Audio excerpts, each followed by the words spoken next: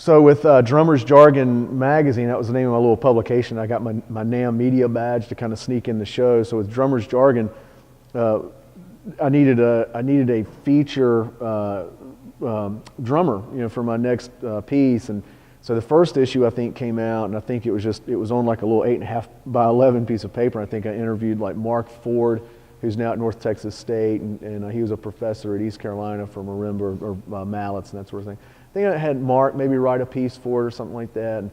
But the next one, we were really going to make that big jump. We were going to tabloid size, and we were going to really do it up. And I really wanted that strong name, so I asked Jim, at the NAM show, and I met him. I said, would you mind, being my first, major interview? Not at all. That'd be great. Here's my number. Call me. He just gives me his phone number to his house. I'm like, man, it's crazy, He says, my wife Manya, she'll help set it up. I said, okay, great, And so I call. I get Manya on the phone, and we talk a little bit, and she said, oh, I love your accent, where you must be from down south.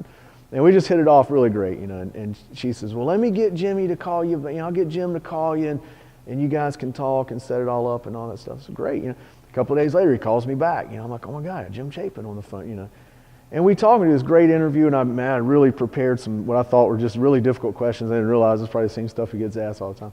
And at the very end of the interview, I just remember he says, did you get enough? You think you got enough stuff for your interview? And I said, oh, plenty, Jim. I really appreciate it. I have one more question, though. And he says, what's that? I said, how do I study with you privately? I want to really learn from you. And he says, come to my house. I said, that's in Sag Harbor. It's 16 hours away. And he says, well, get in the car and drive, and come on to the house. And so that's what I did.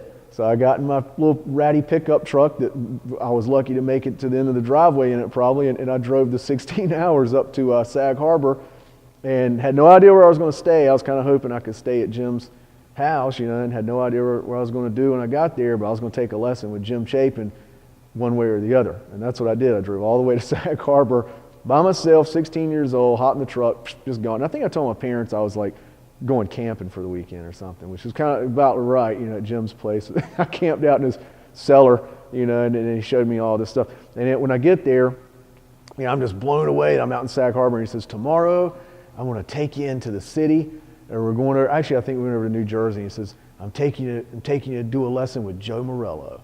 And it just blew me away. I was like, oh my God. And I just couldn't believe it, because here I am with Jim Chapin learning from a legend. And he's going to take me to meet another legend. And then the next day he says, I'm taking you to meet Dom Famularo. So I got Jim Chapin, Dom, all these like legendary players. And it was just an amazing time in my life.